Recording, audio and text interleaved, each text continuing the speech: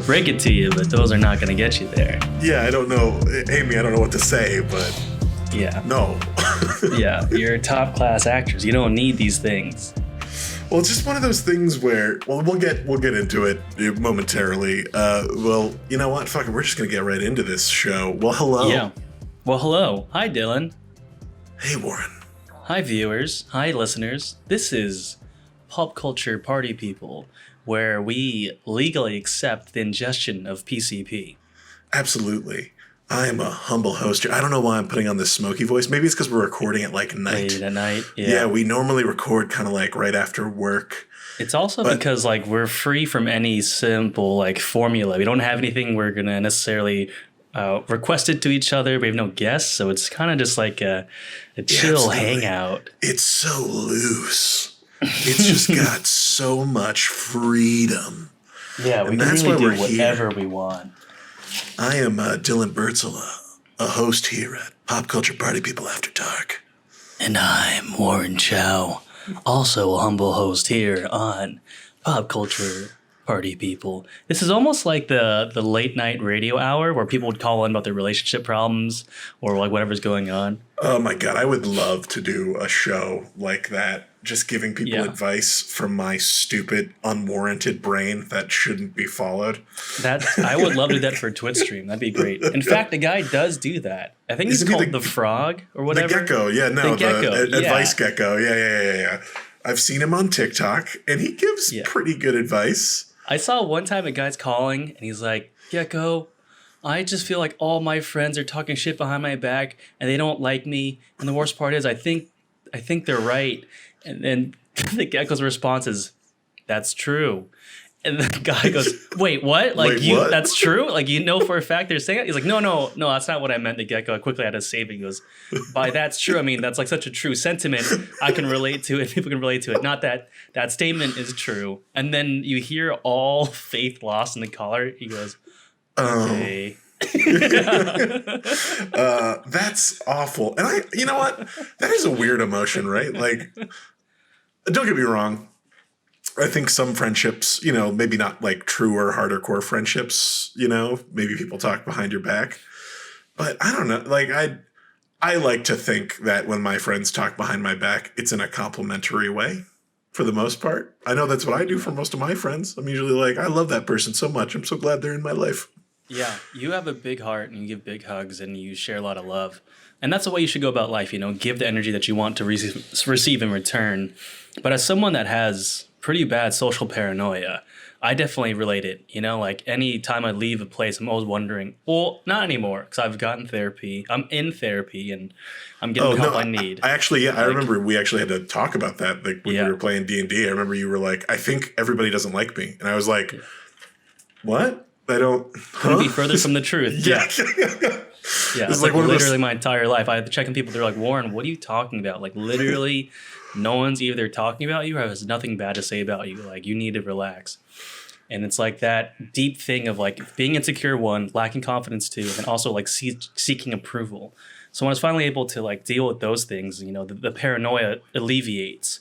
Well, I mean, it's also, the acting trifecta too, though, right? All of those behaviors are pretty inherent in most artistic people I've found. Yes. It's like this desire to be like, of course there's the love thing. And also I think that stems from like your childhood and your parents, right? Like, kind of seeking approval, even though you're kind of like the black sheep of the family sort of deal.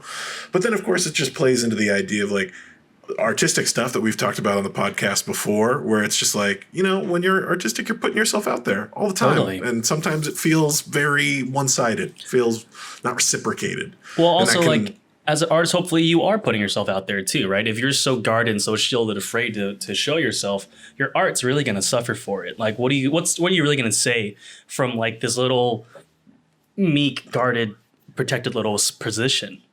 Nothing of importance anyway. Yeah, nothing to get anyone's attention. You're like, oh, okay, whatever. Well, like we said, welcome to Pop Culture Party People. This episode's going to be super loose. We don't have a guest. We don't have any recommendations from last week. We were so fucking lucky to have Tom O'Regan on our last episode. Incredible episode. And fucking blew it out of the park. And then this week we were supposed to have another guest on, Matt Page, one of the stars of Paper Tigers and Master Ken. But things kind of got shifted around. But me and Warren didn't want to just not talk to one another for a week. That would be fucking sacrilege. Well, that's the thing. People don't understand that Dill and I don't talk unless it's for the podcast. Yeah, well, that's the relationship we've built up now. No, that couldn't be further from the truth. I would say that, like, I kind of love the fact that me, you, and Dale talk almost daily. Like, that's kind of like a really nice thing that I don't think enough people maybe appreciate in their lives, right? Like to have a close friend group that you're, even though we're maybe not talking about the most serious stuff, we're still actively communicating with each other almost on a daily basis, just checking in, wanting to play games. I mean, that daily dialogue does add to, if there's ever a moment that we need someone to talk to you about a serious matter, we know that we're there for each other. There's never a doubt in my mind that, you know, if I'm in a bad place, Dale and Dillon are there for me. So in the same way. I think it's, especially with COVID. I mean, yeah, go ahead. No, especially with COVID now, but also with COVID ending, right? Like, I'm fully vaxxed, you're fully vaxxed. Things are starting to get back to normal. I even know that mask restrictions are getting lifted, although I'm still probably going to cautiously wear them, not for like health or safety reasons, maybe more just because I don't want people to think I'm a Republican, potentially. Yeah. I think. Also, just keep wearing it because even with the vaccine, you can still contract COVID. So, like, I think it's a good pressure. Still a good standard to have for yourself. But with COVID and COVID-19 and this past year being so chaotic for people, it was definitely one of those things where I don't know if I necessarily reconnected with a lot of people who I had lost in my life, but the relationships I had were strengthened over the year because we needed people to lean on, and they were there for us, and it was great. Maybe not the year, but the relationships getting better was nice. I mean, I think it's like it was a good time to take stock in important and unimportant relationships and just kind of foster those that matter. So I went back to bartending this last 2 weekends, and it was such a drastic change from the year I've been having. You know, the past year I've been sitting at home, trying to be an editor, spending quality time with my girlfriend, building our relationship, being happily isolated, then being thrown to a busy restaurant. I mean, like, I didn't stop moving for 8 hours straight. High stress situations of people on the Upper West Side. So very entitled, it was also a mixture of like young to very old. So really just like people of all colors really just being complete assholes. Yeah, listeners, if you don't happen to live in New York, where me and Warren lived, where Warren is currently living and where I lived for a long time, the Upper West Side and Upper East Side are arguably some of the most expensive places in New York to live. And happen to attract a lot of people who you may or may not ever want to interact with for their level of dickishness. Yeah, and everyone kept saying like everyone left the city, went to New Jersey or Connecticut or Philly, and they bought houses, and they're like Upper East Side, Upper West Side, they're vacant, no one's there.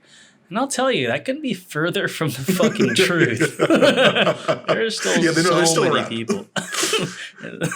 The ones that stayed are gonna stay forever. They're your apocalypse equivalent of residents right now. But you were back at work or back at the bar life, which once again, living in New York is fucking tough. You got to make ends meet, however you can. But you quit, right? Like you were there for like 2 weeks, and it was just like for 2 weeks, and so like the whole thing is just like the money's great, and the money is great. I made probably close to like $1,000 in one weekend. That's like really great, but also I had to work like 30 hours in one weekend. Like that's insane. It's utterly insane. Like why the strain? Like I was in so much physical strain. The first busy day, I had like a full-on panic attack. I like had to like control my breathing. I had tunnel vision. I like couldn't snap out of it. And it was like a thing of like being over exasperated from being around so many people. It was from the pressure of people who've been working there for like 7+ years, who were just like kind of don't want to have to waste their time training me because they just have it down to a science. And then also just being like, I don't need this anymore. Like I don't need to fake this anymore. I don't need to be some bartender to make ends meet. Like I can just concentrate on what matters. You know, like there's job offers that I can go for that I don't need to bust my ass doing this anymore. Yeah, well, that's gotta feel fucking great. Well, I mean, also the other thing is like, you know, obviously we're going through a weird crisis with jobs, right? Like, quote, listeners who can't hear, I am air quoting this right Crises. now. Because a lot of people on the right are saying that people don't want to work anymore. And I don't think that's true. I think they don't want to work at demeaning jobs anymore, Yes. especially after this year showed them that, admittedly, unemployment is not a full-time solution, right? Mm-mm. Right now, we don't have universal basic income yet. That's not a thing that you can do indefinitely. But there's also a certain level where once you realize that it is more profitable for you to get unemployment than to go work at like McDonald's, that's a bigger problem in the system, right? Like Truly. If you can't make your ends meet working 40 hours a week, what's the point then? Why if the 20% you're making plus the added benefits of unemployment right now give you better means of living than working at $15 an hour, then clearly it's not enough. Well, yeah, I'm saying that for New York. I know minimum wage everywhere else is much lower, and eventually we'll get to $15 an hour. But yeah, I mean, what's I don't know. Work sucks. No, it's just one of those things where like work is very difficult, of course, right? Like at the end of the day, we still need people to do jobs that they don't want. Like that's kind of just how the economy works sometimes. Right. But I think for a lot of people, especially this past year where it's like they, for the first time in their lives, maybe got a chance to like kind of stop and evaluate their lives, right? Because they had to, because they were forced to be in quarantine. And then I think for a lot of people, at first it was like they were stressed about their job, didn't know where money was coming from, doing it. But then maybe once some of those worries, which were still in the back of their mind, but like once they got to relax a little bit, right?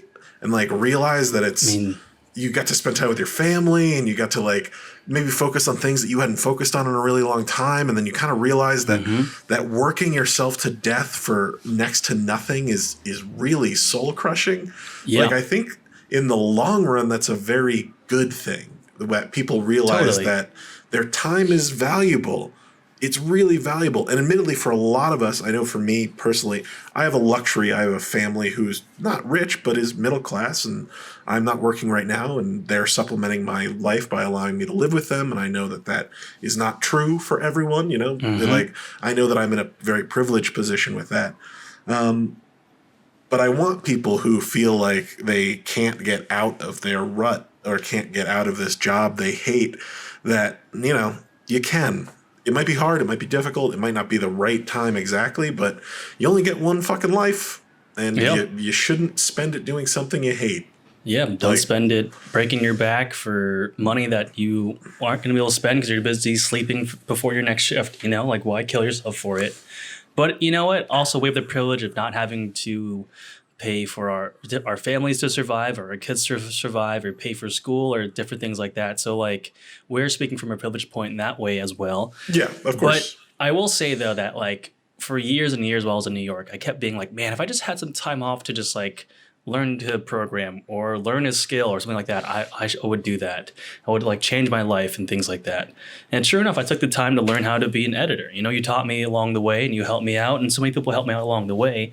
And after that, I have a reel and I'm, starting to build up context and contacts to kind of change my life. So like the quarantine was great for me. I'll say that, I helped me deal with all my demons and really changed my life around. And it was the type of thing of like when I had the chance to go back to life pre-pandemic, bartending that is, and that lifestyle, I completely rejected it mentally, physically, in every way. And on the third day, I felt myself getting back in the groove of it. But it's like, why? Yeah, I don't want to do this. I have zero desire. Yeah. It's like I have nothing to prove this to anyone, Like these people, I just met them. They'll be fine without me. I don't need to prove this to myself. I know I can do this job. And I don't need the money that badly. I can make money others' way. There's places to make money. There's ways to make money. And as far as like the people not wanting to work, like, yeah, there is a desperate need for bartenders and servers right now.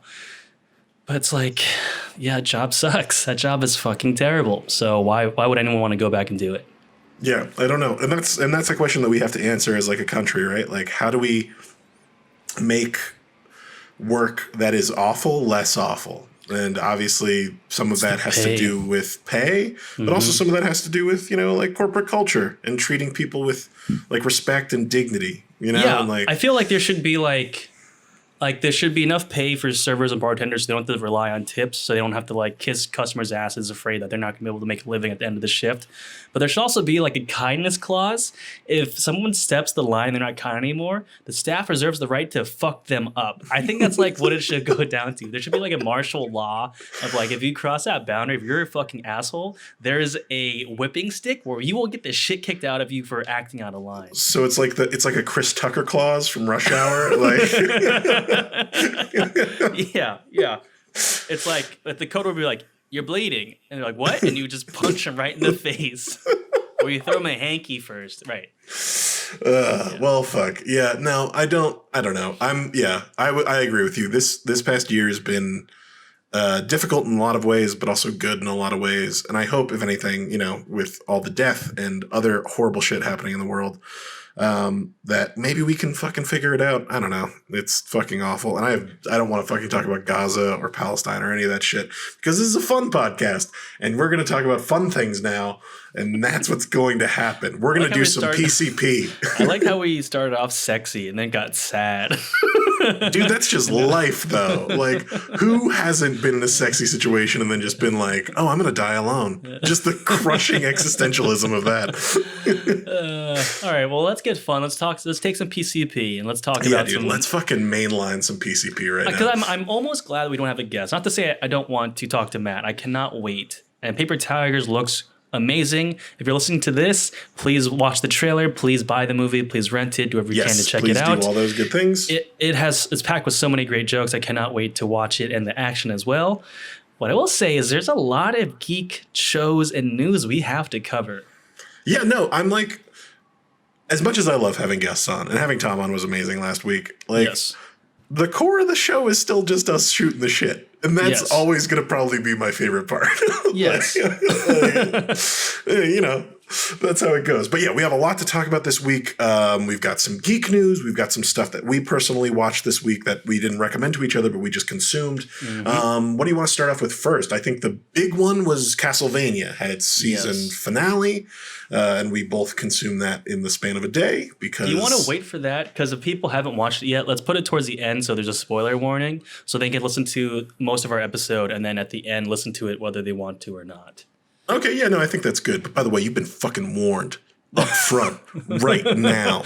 Yeah, be prepared. We're going to spoil season 4. We're going to talk so much about it. I need you to look directly into my eyes right now. We're going to spoil the fuck out of this shit. So you get to one individual ready.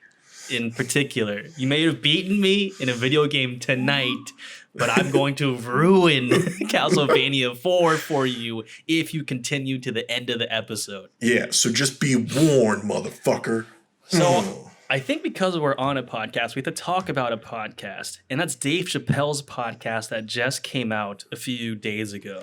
Wait, what? I didn't know Dave Chappelle had a podcast. Dave Chappelle has a podcast called The Midnight Maricle. And it is incredible. It's exactly what you'd think a Dave Chappelle podcast would be because they probably have an unlimited budget to do whatever they want. Yeah, they're just printing money. So essentially what it is just like Dave Chappelle hanging out with his friends and talking and sharing stories. And the way they start the first episode is like, how do you get someone to want to live their life? How do you inspire someone who doesn't want to live their life anymore? And Mos Def is there. And what's really crazy with this podcast is through them talking, randomly someone else will pop up that you don't even know that's there because they're not going to do the traditional thing of introducing themselves. Suddenly you just hear Chris Rock like say something. You're like, wait, Chris Rock's here? Like, wait, what's happening?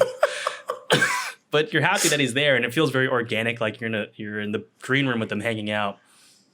But Mos Def tells a story about Amy Winehouse and how he hung out with her and saw her kind of demise, which then leads to how they were doing a show and Robin Williams showed up. And then how Dave Chappelle met Robin and invited him to come see the show. But in fact, Robin Williams wanted to do the show, but we can't say no to Robin Williams. And they became like really good friends from it all. And then it ends on this really brilliant note of like, just to live your life to the utmost. That's how you battle those feelings. Well, that's amazing. Well, yeah, I definitely have to listen to this podcast now. I mean, obviously, like, Dave Chappelle is like fast becoming one of our greatest like philosophers, right? Yes. Yes. Like, I think he would say that is not what he is. He's just a comic and all this other stuff. But in the past, decade from Chappelle's Show to now, like the way that he's expanded his worldview and the way that he's included people in not only the entertainment industry and the pitfalls of that, but just the pitfalls of celebrity in general. Like the man is so fucking worldly and so inspiring with how far he's come. He was always successful, but like now is more mindful of that success. It's just, he's very inspiring. It's just a very inspiring individual who seems to have a deep well of care for everyone around him. Yes, he's lived such a full life. He's been through so many highs and lows that he has this perspective that's just so genuine and understanding. And the way he can just converse and say things, he doesn't feel like he's trying to be smarter than you or teach you anything. He's just talking to you very naturally. It just feels so organic. It's it's incredible. So if you're a huge Dave Chappelle fan, or you just really just need to feel inspired and just kind of listen to something, the Midnight Maricle is an incredible podcast. I think it's only one episode. Their sound design is incredible, man. It's so good. They're telling a story about Malik B, who just passed away, and he was the rapper before Black Thought of the Roots. He just passed away.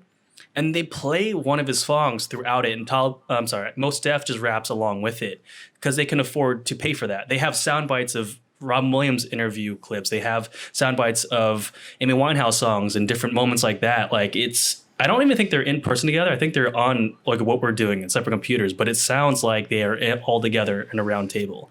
It's gorgeous. Yeah. Money.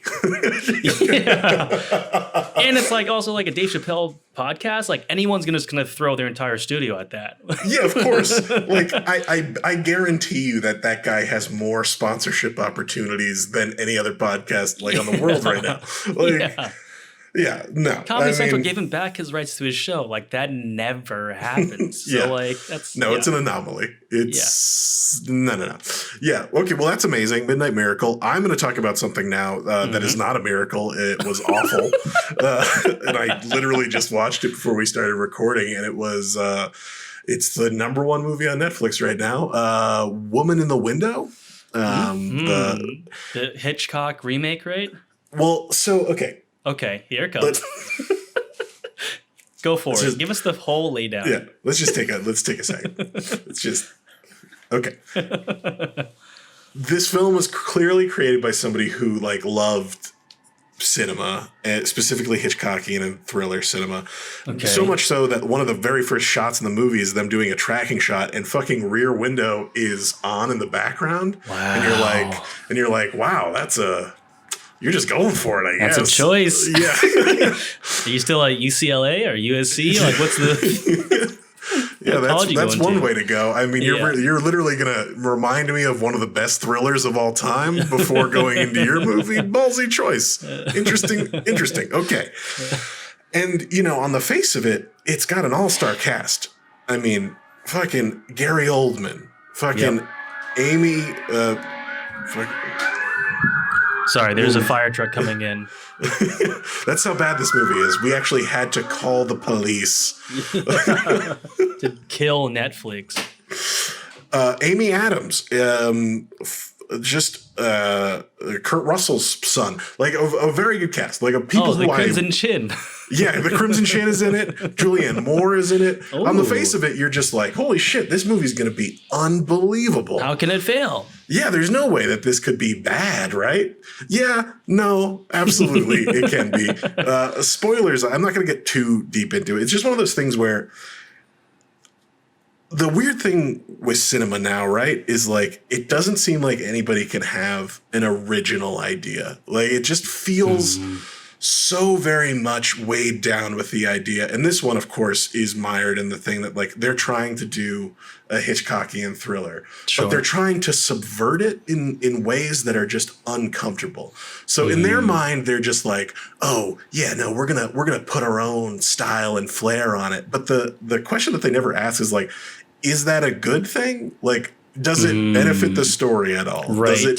Does it bring more to the genre, or does it just make it messy and weird? And that's the entire time you're watching this, you're just like, the editing and the dialogue is so fast, which is so weird because the whole point of a thriller is to let things linger. Right. It's to give it time to breathe. One of the brilliant parts of Rear Window is the fact that he is stuck in the chair and all he can do is look at these people from a long lens and just take it in. And a large portion of that movie isn't even talking. It's him just observing people quietly.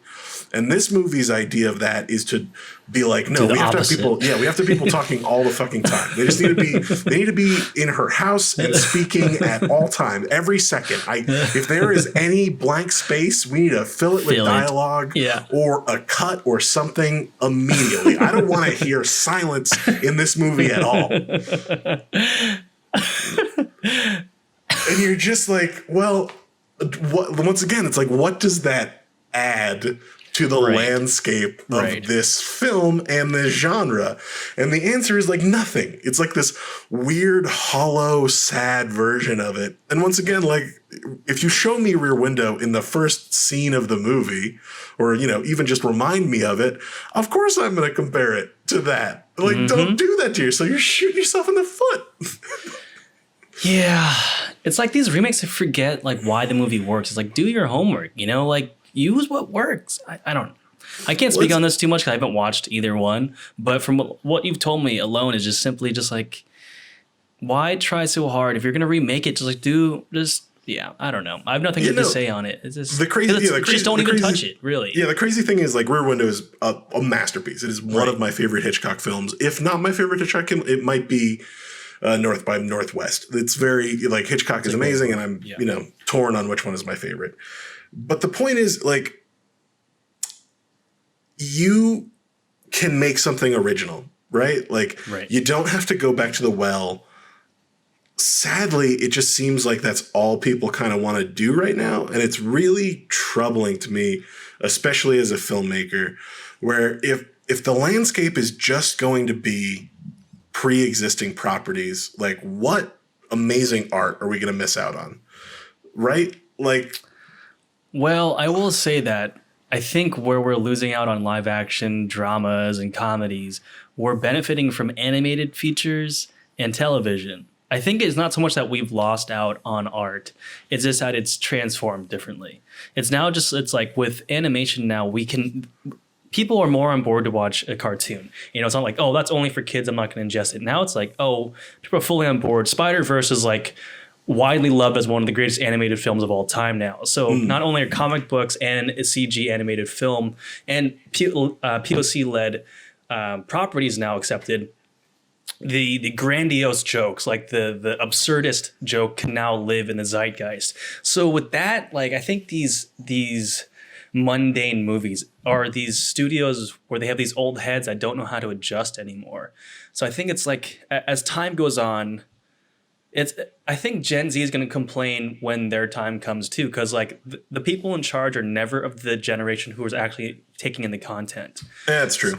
And so but I mean, I guess you're right. Like anime is doing things like hitherto seen in media for a really long time. They're telling deeply complex, very interesting stories that couldn't exist anywhere else. As we were talking about with Homunculus and the episode before Tom, where it's just like, this story is so wholly original to itself and it's so amazing that it exists.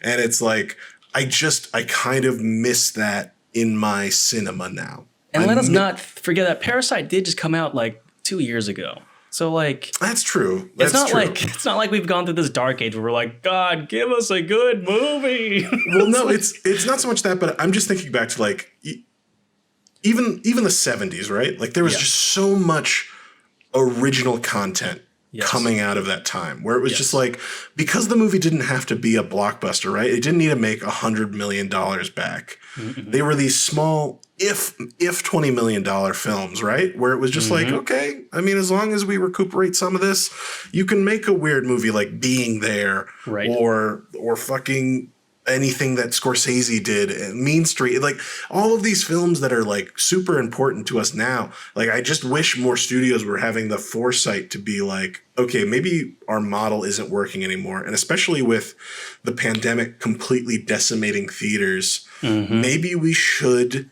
change this. Maybe we should try and do it. But then I guess there's like the glut of just like because things are so cheap to film now, you can make whatever the fuck you want, and then have you see it. And I mean, like, that's what I was kind of bringing up. I think it's going small scale, right? I think it's like, by that I mean even like, it's the studios are for us to create. It's like a YouTube we could put it up on, a Vimeo we could put it up on. We could even go to a local theater and put our movie up there. I think it's like, the studio direction is like so much harder to get through because they don't want original content. They just want to make these big, crazy remakes and whatnot. So it's like that pipeline there is like, it's not necessarily necessary. You know what I mean? Like it's almost a beautiful thing of being like, well, if you do want to make that artful thing that is kind of weird, make it put on YouTube. You know, like who knows what happens? There's like all the fan made anime to live action are so amazing that it's a touch that you'll never see a studio do. And it's like, I think the artistry is there. It's just the eyes won't catch it because there's just so much. The algorithm on YouTube won't allow you to see it. The studios aren't going to put it out, and it's daunting. But at the same time, it's like creatively really freeing to be able to be like, well, I have a camera and I have a bunch of friends. We can just shoot it whenever. So I think it's like, I'm going to choose to be optimistic that anything can be shot now and not rely on a studio to put that out, you know? It's like, maybe that's the better way to look at it. I'm a little more pessimistic in the fact that, like, not to say that studios are the end all be all. They certainly are not, but they are still the progenitors of a lot of stuff that will be in the zeitgeist for many years to come. And they are all still primary sources of funding for things, you know. They're and if Amazon buys MGM too, it's like, well, what happens then? You know, like, holy shit. It's just like, then like only Marvel and Amazon gets to make movies now. Like, what the fuck happens now? Yeah, well, dude, I mean, I was or reading Disney. I was reading an article today about, I sent you that article about there was a poll in Japan where they asked if anybody would like live action anime films, and the resounding response, like 70% of the poll was like, just leave it alone. Don't fucking make it live action, which we completely agree with. Just leave it animated. The anime is amazing. Just don't fuck with it. I do think that, but I do think some animes can translate. It's just like they're missing it. They're just kind of missing it just a little bit. Yeah, they're just off the mark a touch. Like I was watching Shadowbone, the new Netflix show. It's a fantasy-based world.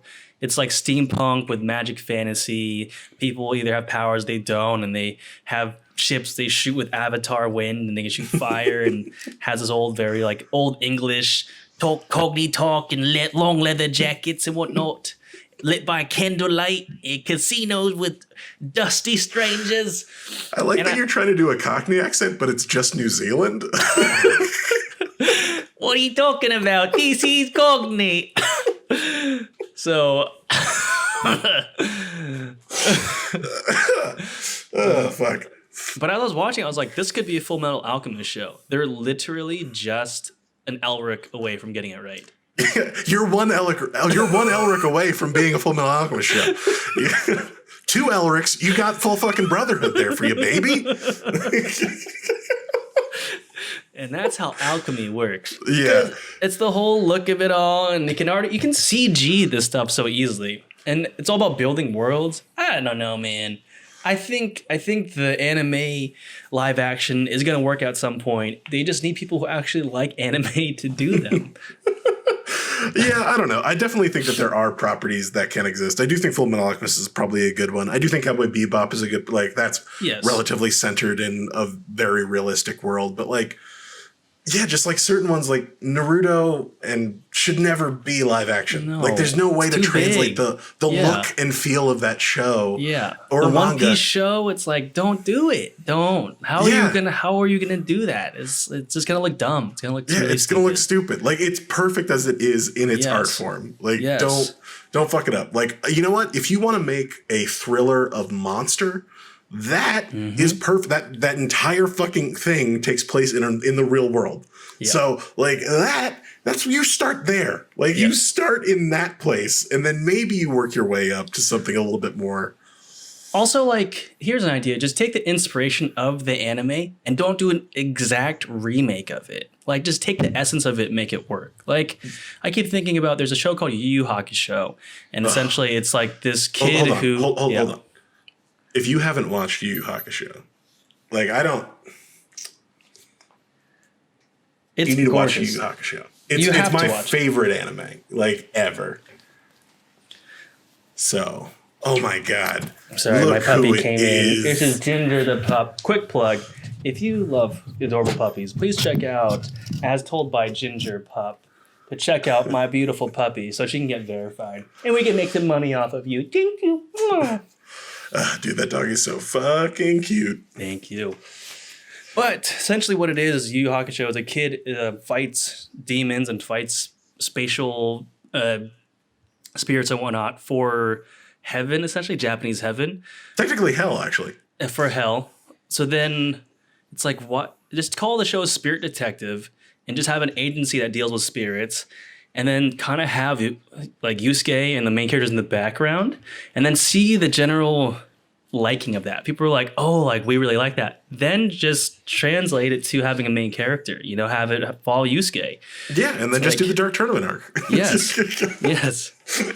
But yeah, I say that from very arrogant and like unresearched place. I have no idea how to make a show like that. I do not know. I don't do that Well, no, I think animation. it's very much the same thing with like the whole reason why video game movies don't usually work.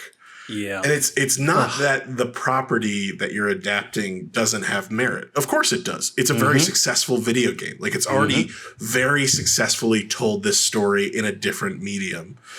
Like you just said, you have to do something that's different than the game because we've played the game. Right. Like we already have it.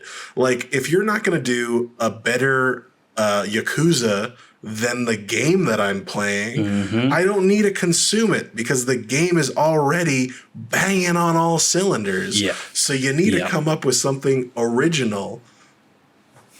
I know it's so hard to hear. I'm sorry. And the worst part too is like the studios are not originality. They're like, we're losing this property in 2 days. We just need to get a script out and make a movie, or else we lose all the rights to this. So let's go.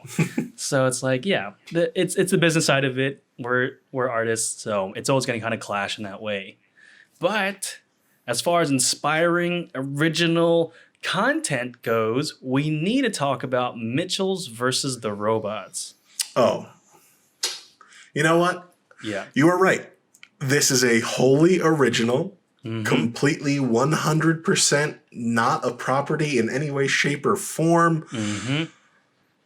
Beautiful, brand new animated film that just came out on Netflix. And let's just take a minute to really appreciate how fucking good Lord and Miller are, right? Like, incredible. those dudes, have they had anything bad? Like, everything that they do is so good. Yeah, it's insane they got fired from Solo. Like these guys are hit makers. They made Lego the movie work, and you're twice, and somehow they can't make Han Solo work. Like there's no possible way. Like just give them anything they want to do now.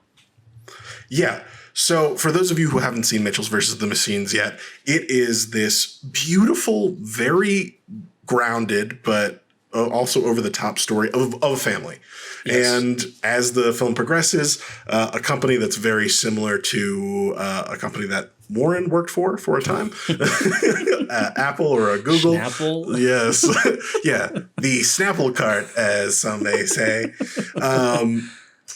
The robots take over the world. And it's this family, this very dysfunctional family where the main character is a LGBT female. This is like one that's fucking cool representation there. And they don't shove it in your face either. Like that's so nice, right? Like the movie just very subtly lets you know that like, yep, she happens to be into women. It's fine. We don't even need to talk about it. Yep. The bigger thing is she's trying to find her community. She's trying to find herself because she makes these quirky videos on the internet. She makes great classic internet videos that we've seen for so long now. The movie utilizes internet humor and memes as part of the punchlines in it. It accepts that if you're going to do a movie about technology and the internet, you have to fully use the internet culture in it to enhance the experience. And yes, the way that this film is animated, and of course, Lord and Miller had input on the Lego movie. They had some input on the Spider-Verse movie. They are very, very good animators. Their very first project was Clone High. If you guys have never seen that, Brilliant. Incredible cartoon that is really worth your time. The way that this film is animated, it's done in a 3D/2D environment. So Warren's right. Punchlines in this movie will be punctuated with 2D animations that are very much in like a YouTube style. Like the way that it's edited and cut it's just fucking brilliant. Like It's really brilliant. And it's written by, I'm going to butcher their names, Jeff Rowe and Michael Rianda, who were writers on Gravity Falls. So if you're a fan, exactly, this is an all-star team right here. Like the more you hear about it, the more you're like, how could this ever have failed? And it didn't, because the voice acting cast. So there's a lot of people talking like, do you need big names? Do you need big names? Doesn't matter, because everyone here, in my opinion, did a stellar job. Abby Jacobson plays the daughter. Danny McBride plays the dad. Maya Rudolph plays the mother, and Michael Rianda plays the son, who is one of the writers and directors of the film as well. And let's not forget about Eric motherfucking Andre. Eric Andre plays the Steve Jobs asshole. Olivia Colman plays, spoilers, the evil robot mastermind. Fred Armisen and Beck Bennett play these dumb robots you just fall in love with so quickly. Oh my God, yeah, dude. Like, originality isn't dead. I take back my previous statement from before. Sometimes it feels like it's dying, and then a movie like this comes along, and you just feel like, oh, okay, good. Yes. Like original stuff can still exist. Like this can not only can it exist, but it can propel things forward that should have been propelled forward before. Like I said before, the whole movie is very subtle in the way that it deals with its messaging and stuff like that. It's all about family and love and learning to accept yourself without being saccharine, sweet, or weird. The relationship between the daughter and the father is a very kind of like realistic portrayal of people who just love each other but do not know how to communicate that love to one another. And I think that is a very human tale for a lot of people, especially a lot of people who are LGBTQ or in the arts or in these things where it's like, oh my God, this movie's speaking directly to me. Yes, like, big time. As someone who's battled my father a lot too, I related to it so much. And it's only until you really communicate what you've been through that you can really understand where they're coming from. In the movie, the father is so worried for his daughter to go about trying to be a filmmaker and trying to make a living off everything. And it's only until later on you find out that he failed in his dream that he's like afraid that she'll fail in hers and feel that pain. But he gladly gave up his dream for his daughter. So like in lieu of that, he's happy for his sacrifice, but he's nervous for his daughter in his own way. So it's like his own pain is only fueling his restrictions on his daughter. It's from a loving place, not from a hateful way, which can be read so easily from the daughter. Yeah, it's a really touching and really brilliant movie. I will say, though, in the beginning, it feels very kind of cliche in your traditional animated movie. It's like it's one of the movies that starts in the middle and the beginning. It starts with this action and direct-to-camera narration, essentially. And it's like, oh, I think I've seen this before. All right, he's on the kids' movie with a few pepper jokes here and there. And pretty quickly, you're going to see a very original and very next evolution of animated comedy, where now it's not so much of, oh, if you're an old man, you don't like technology. It's more like willing to poke at that fun. Also poke fun with the help of the internet jokes. They have this lovable dog who's, in fact, the dog is voiced by a famous internet dog. Yeah. And yes. So it's like very well self-aware of itself the entire time. It's very fun. Yeah, no. Highly recommend Mitchell's versus the Machines. It's really fucking good. And Warren is right. Like, don't be dismayed by like the first 10 minutes of the movie. It may feel like this is a film that you are very familiar with. Yep. It is not that at all. This movie is perfect for me because my favorite movies are like Meet Earl and the Dying Girl, Be Kind, Rewind. It's all these very like pop culture zeitgeist movies that also lend to the story. There's a certain mall scene where they go to the mall to hide out, or they're trying to go there to stop the robots from coming in, and they get attacked by toys, and the toys that are attacking them turn out to be Furbies, and these Furbies are chasing them to only unleash a giant Furby that shoots death rays from its mouth. Yeah, no, it's a mecha. It's a mecha Furby. It's a mecha Furby. It's also like the logic of it too. You can follow if you just kind of have no internet humor. Like the mom gets really angry, and as we all know, when mothers get angry or need just to help their son survive, they'll get adrenaline, they'll lift a car. But in this movie, if your mother and your son is about to die, you become this badass anime samurai warrior. Yeah, like fucking berserker. Yeah. Just going on fucking straight murder sprees. It's so rewarding. And also there's like some good commentary, like the Perfect Family, which is also voiced by like John Lennon and Chrissy Teigen, which I thought was fucking hysterical. Yeah, dude, no, it's so good. And also, yeah, I mean, you brought up Me, Earl and the Dying Girl. Let's also like we're just taking a moment to appreciate stuff. That is a beautiful film. Like, it really watch it. Like that movie is a tear jerker. Oh my God. What a feel good tear jerker, kill me now film. Absolutely. Yeah. Well, yeah. What's the transition? Cruella? You want to talk about Cruella? I don't even know what to say about this. Like, all right, yeah, you start, because I don't know what to say about Cruella.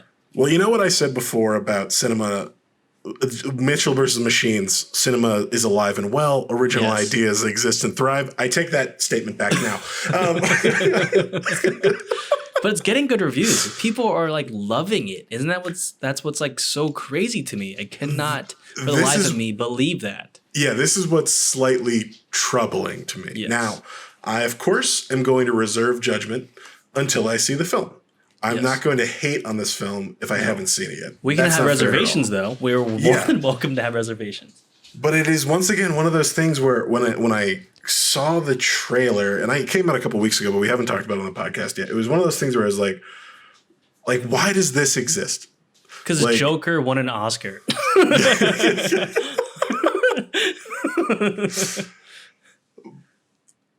I don't want to be a chauvinist or anything like that. But like the Joker, complex character, long history, lineage in the comic books, all that stuff. Yeah. Cruella de Vil, maybe not as nuanced. Well, baby, if you were in the fashion scene like I am, you would know that everyone talks about Cruella de Vil. It's kind of like that Hitler thing. In every conversation, Hitler will come up. And in the fashion world, no matter what, every conversation will go back to Cruella de Vil. Well, I'll say this. I love Emma Stone. I'm a huge fan of her work. And I love Emma Thompson, or Emma Thomas as well. Like, I'm excited for the cast. Like, I do know that those guys can make an amazing movie. Yes. But I once again, I'm having a hard time understanding why this needs to exist and why Disney wouldn't take the money that this movie was and put it into a brand new animated film or put it into a brand new property that, Disney for a long time used to make their own shit. Obviously, a lot of that stuff was based off of older things like Robin Hood and Little Mermaid and all those things. But there are still original things that Disney used to do. And I kind of, especially with Disney's money, right? Yes. They're the most powerful media company in the world.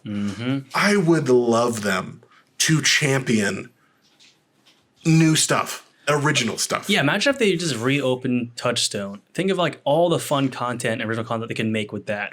It's like, you don't even need to have the Disney banner. No one's going to be like, how dare Disney put that out? It's Touchstone. They're going to do more of your adult content. They're going to do different things.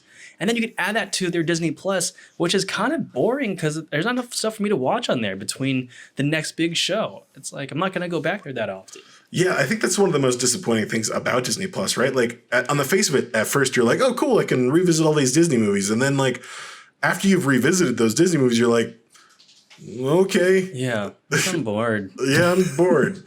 And then it's like, oh, cool, WandaVision. All right, that's 8 episodes. All right. Yeah. I guess I'm not going to touch this app again until next one? Falcon and Winter Soldier comes out. Yeah. When's Loki coming out? Yeah, now I'm just waiting for fucking Loki or Mandalorian. And I don't know. I guess this isn't so much about Cruella. It's just the overarching theme of kind of what we're talking about, where it's like, Cruella's fine, an interesting character. I guess I'm interested with the cast, but it doesn't need to exist. And if you are Disney and you've got the power of that company, you could do whatever the fuck you want. And I couldn't agree with you more. Touchstone used to be the place where Disney got weird, right? Like where they were like, it's time to get a little experimental. It's time to go PCP after dark. Let's do some weird shit. And we'll put it under this weird banner and nobody has to know that the mouse touched it. Right.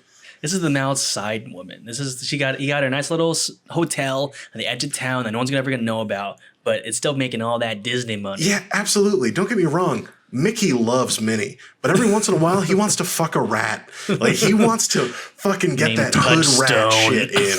Yeah. Hi, Mickey. Hi, Mickey. It's me, Touchstone. As far as Cruella goes, I didn't know that she was British. Like, why this whole British thing? You know? Well, like, I mean, 101 Dalmatians takes place in London, so that's not completely crazy to me. Okay. It's just one of the things, though. It's like, is this going to be like a Devil Wears Prada situation? Like right. Yeah, the Cruella de Vil movie already exists. It's called Devil Wears Prada. It's a masterpiece. Yeah, it's one of those things where it's like, okay, like, so we're going to follow Cruella de Vil's life while she's in fashion school. Right. Okay. All right. I'll go with you on that. Fine. Yeah. Like, this is her origin story of why she hates Dalmatians. Right. Okay. Like, or why she's like a trendy fashionista. Like she's a great designer. But she's already in black and white all the time. Right. So she's just like, they don't even give her the ability. Like, why? Like, I even think it's like one of those things. I'm already planning the movie that I haven't seen, but it's like maybe she was like full of color, and then like a fucking Dalmatian bit her on the ankle, and then that's when she turns black and white, like a fucking Spider-Man. Yeah. Yeah. Like I don't know. It's just I'm gonna reserve judgment until I see it. It's just one of those things where I watched the new trailer today and I was just like, I don't know why this exists. And the only answer I could have is just because they're like, Disney's like, it'll make money. Like it's a property we already own. Just throw some money at it. Do whatever you want. I mean, at least it's not a musical, right? I mean, they easily could have made this into a really terrible musical. So at least they didn't do that. You know? Yeah. So, great. I don't know. Maybe the origin story. Yeah. Yeah. All right. Whatever. Best of luck, Cruella. I'm glad you're getting good reviews. We'll watch it when we get the chance. We're moving on to, Castlevania is going to be the last thing we talk about, and we're almost at an hour now. So before we talk about Castlevania, though, we should talk about the brand new images from the same studio that makes Castlevania, and the studio is now switching their production to this now that Castlevania is done, and that is Kevin Smith's new He-Man and the Masters of the Universe television show for Netflix. I will say that He-Man has never held like a very significant place in my heart. I've enjoyed the memes. I thought, Skeletor was fun, internet jokes and stuff like that. But I have to fucking say, after seeing some of the images and knowing that Kevin Smith is on board and knowing that it's the same studio that brought us Castlevania, I'm like fucking super excited about this show. Yeah, I'm really looking forward to this. It looks like a really great homage to the original. They're not trying to do anything like make him buffer or give him new outfits. It's very much what they would look like with better graphics, better animation, and with an incredible voice acting cast. Kevin Smith obviously has the vision. He knows what's really great about it. One of our favorites, Griffin Newman, he voices Orko, which had to be fun. And I think it'll be good. From what I've heard is that the idea of the show is that it takes place almost identical same timeline as the original show. Like where the original show ended, if you remember it from the 80s, it's basically going to pick up right from fucking there. And that's kind of cool, right? Like it's one, He-Man's not super complex, right? So it's not necessarily like they have to, actually... Oh, please go on. Well, actually, guy, did I miss something? He has a very complex relationship with his sword. So it's powered by the same castle that the villain lives in. So, in fact, his own existence is a duality that he hates himself. And he's also in the closet. So he's got a lot to deal with. So, well, actually, He-Man's very complex. You know what? I never really thought about it like that. Well, actually, guy, thank you. But back to my original point. He-Man was originally around to sell toys. That was the original impetus of He-Man. And they made that show pretty generic for younger children so they could buy toys. But especially with Kevin Smith being involved, like, that dude can write a fucking cool story, and especially from his comic book stuff. Like his run on Green Arrow was phenomenal, and actually created one of my favorite Green Arrow villains, Onomatopoeia. That was such a fun fucking run on that series. So I'm just super excited for He-Man. It doesn't there isn't a release date yet for that, but that brings us to the last thing that we wanted to talk about tonight, and that is the ending of one of my personal favorite shows of the past decade. I named my cats after Trevor and Alucard, and that is the end of Castlevania. Spoiler warning, spoiler warning, spoiler warning. Spoiler, Sunday. So season 4 came out, what, last week or like week and a half ago? It came out, last Thursday. And what a doozy of a finale it is. Dillon, go off, man. Say your love. Well, from the original 4-episode season that came out a couple of years ago now, right? Castlevania was something special. It's like this video game series that I had always deeply loved, but hadn't played in a while because it hasn't gotten any like new updated games or any of that stuff. But it just has this like wonderful, rich world of characters and things. And then, of course, you get amazing writers, although troubled past with Warren Ellis. And then you have this amazing studio, Power A, doing the animations. And it's like the first time where you have a video game property get the proper treatment that it deserves, right? Like it's the first time where you actually like, oh, somebody can make something that's video game related without ruining it. And not only that, but actually elevating it. Like they give you so much more history and lore that is maybe not super evident when you're playing the games.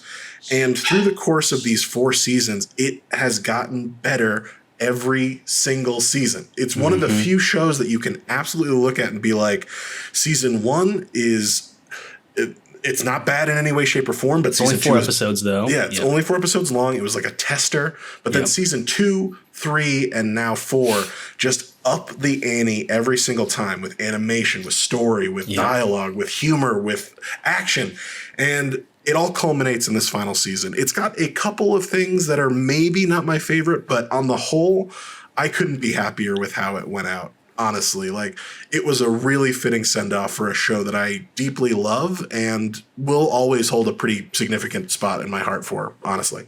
Yeah, it's really well said. I would compare Castlevania and its growth from the first season to its later season getting better to Entourage. The first season Entourage was only 8 episodes and then gradually became a 12-episode show with a bigger budget. I'd say by season 4, it really mastered the message it wanted to tell about this fuckboy who could do no wrong. I mean, in the context of fuckboy cinema, Entourage is near perfection. In the context of cinema, maybe not the most relevant thing. But yeah, all I have to say to that is, Sorry for derailing, because we need to concentrate on what's really great. It's Castlevania. It is really incredible how much it's grown. I think the animation has always kind of been a little strange at times, and it's because the budget must be so big for this because it is so gorgeous the entire time. Between the animation, the landscapes, the character designs, the spell designs. What really I fall in love with every time is the choreography and the use of lore. So example I'll use is Trevor Belmont has this chain whip, and when he hits monsters with the end of it sometimes, it causes their bodies to explode. So in season 4, finally Villain catches on to this and his arm gets hit by it and it's about to explode, so he rips it off and throws it at Trevor and sending him backwards from exploding. Like that is the shit that you need to be kind of on top of. If you're going to make content grow, be aware of the lore and the things that you've created so you can kind of enhance and heighten what you've already shown your audience. And well, not only that, they knew that it was coming to the end. The Warren Ellis, the head writer, no longer working on the show. I know that Power A was then contracted to do He-Man, so like their studio is about to get enveloped with a whole different project. They knew that they were going out, and they wanted to highlight that by doing some of the most bombastic Sakuga pieces that's ever been done. There is a personal favorite of me and Warren. I think we're big Berserk fans here at the Pop Culture Party People podcast, and there is a specific fight that is 100% inspired by Guts's wolf armor. Yes, and it's given to one of the coolest people in the anime. It's this female, like Viking fucking vampire, and she has sun armor. So like she goes out into the fucking sun in this berserker armor and destroys town people. The huge claymore, enormous sword, massive fucking sword, and she even does the fucking wolf armor pose in the middle of the fight, and you're just like you're the fucking Leonardo DiCaprio in Once Upon a Time in Hollywood meme when you see it. I know that. So good. But every single one of the fights, I mean, the fight between Isaac and Camilla in the fucking throne room with the, like I said, they knew that this was the final season, and they did not want to disappoint at all. Big time. And they ended on a note that reminds everyone that this is based on a video game. Because the final fight's against this ginormous boss, and very much in a video game, you're hopping around as the stage is falling apart, and you're hitting a boss to little effect. And sure, all right, we already said spoilers. You're fighting the vampire who calls himself Death, and he looks like Death, skeleton, sickle in hand. He's giant. And Trevor has to bounce around and slowly get hit, and you can see his life get depleted. And only through an incredible animation of putting his arm is destroyed. So put a knife in his mouth and slowly put together this power dagger and eventually kill the boss. It feels like you're watching a video game. Someone else playing a video game in front of you in this beautiful animated sequence. Yeah, absolutely. Well, not only that, it's been one of the things that fans, I know me specifically, Death is one of the big bads in the Castlevania series, and he has yet to appear. Almost every other big bad has shown up in some context or another, but Death has been oddly conspicuous throughout the entirety of the cartoon. It's one of those things where you're like, maybe he's not going to show up because it's kind of like a ridiculous concept, right? You're going to fight Death. It's a ridiculous concept in the form of the video game too. Yes. But they handle it really well. They handle it really well. They ground it. They're like, oh no, he's not actually Death. He's just a vampire who thinks he is Death, or calls himself Death and feeds off the souls of people. All right, good enough. Cool. Yeah, I'm fine with that. It doesn't need to be much deeper. By Malcolm McDowell. Like, who better to voice Death than one of the most evil people in cinema? Yeah, no, like also, yeah, the voice cast in this, like fucking Bill Nighy and just everyone just banging on all cylinders. Saint Germain. Yes, Saint Germain. I also love that storyline of this dude who, once again, very Berserk inspired, is literally willing to give up everything to find, to fuck. You know, dude really wants to get his dick wet. I mean, he says a line of it. He's like, I'm gonna find you. Then he whispers under breath, and finally have sex again. There were, let it not be said that there are a couple things that animation-wise, I'm not going to say that there are some clunky sequences. They're just highly stylized in a way that is maybe not as nice visually. That's generous of you. I would call it Newgrounds Flash Player reminiscent. At times, it's a little blocky. I didn't want to do him dirty like that, but yeah, I could see where you might draw some of those conclusions. But again, I'm sure they were so exhausted and the timeline probably was really quick. I'm sure the budget was getting a little let up because you have to fucking build Death for this giant final sequence, but yeah. Which is rendered amazing. Like, yeah, it's kind of the Invincible problem, right? Like the first couple episodes of Invincible, as he's flying, it's clearly just them tracking. Yeah, them not even, it's just the background is moving. Yeah. As he... Yeah, and they had to save some of that money for like some of the other fights that are in it. Like we forgive it, we understand. There's no ill will, but the final sequence where, and spoilers once again, we've already said it, but ending on like that hopeful note, right? Like I wasn't super glad that Trevor came back or that Dracula and his wife came back. I thought that was slightly weird story wise. I actually think it would have been maybe a little bit more eloquent if he did pass on. They name it Belmont, and it's like the legacy lives on even though the night creatures are gone, right? Like I do think that was the better sequence, but it was cool to have fucking Dracula come back. I mean, he's such a big part of the show, and it was cool to see, Alucard and Cypher and Belmont have a fucking happy ending. It was nice. It was really nice. These are characters that you love. Like, you come to deeply love all these characters. And seeing Alucard finally find a love, you know, with the woman sort of, not only that, but become like the town mascot. And so it's like, oh, that feels... It's very touching. I want him to feel... It's very well earned. And it's very much like there's no need for a sequel now. It's very like a nice closing of the book. It was really touching. Yeah, they fucking touchdown danced that close. Yeah. They either as they're like the last page, you just see fucking Terry Bradshaw just like. I would have said a different football player that probably catches balls, but I don't know football very well. It's okay. Also, like, the idea of Terry Bradshaw being in this animation studio just cracks me up. Hey guys, what are we working on today, huh? Terry, you've been up for 12 years. Can you keep your voice down?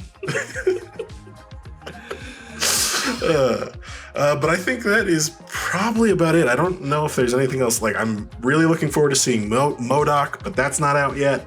We're obviously going to have Matt on for the next episode. Yes. Is there anything else you want to talk about before we talk about? Close this? This is a little plug for our next episode. When we talk about MODOK, I'd love to talk about Harley Quinn as well, because I think they're both very similar in playing jokes and in the universe that they're in that's well known, very much like the Venture Brothers. So I'm curious to see how MODOK works out. Well, I am very excited for MODOK. I love Patton Oswalt, one of my favorite comics, and I don't think he could have been better cast as MODOK, right? Really? Like, it's perfect casting. Yeah. So next week we are going to have Matt Page on.